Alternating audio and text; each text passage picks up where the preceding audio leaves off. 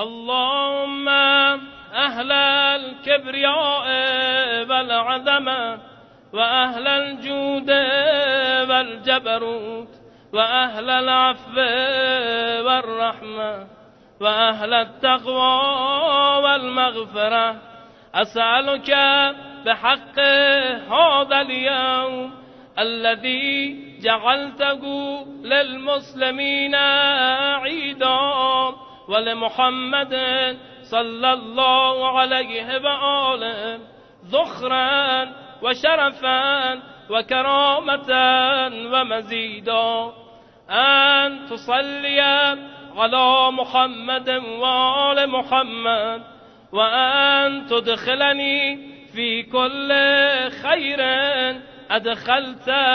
فيه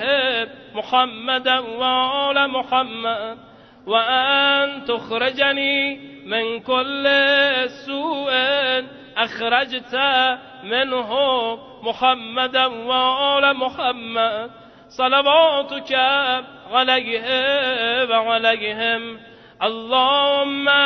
إني أسألك خير ما سألك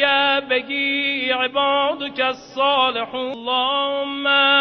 أهل الكبرياء والعظمة وأهل الجود والجبروت وأهل العفو والرحمة وأهل التقوى والمغفرة، أسألك بحق هذا اليوم الذي جعلته للمسلمين عيدا ولمحمد صلى الله عليه وآله ذخرا وشرفا وكرامة ومزيدا، أن تصلي على محمد وآل محمد، وأن تدخلني في كل خير أدخلت فيه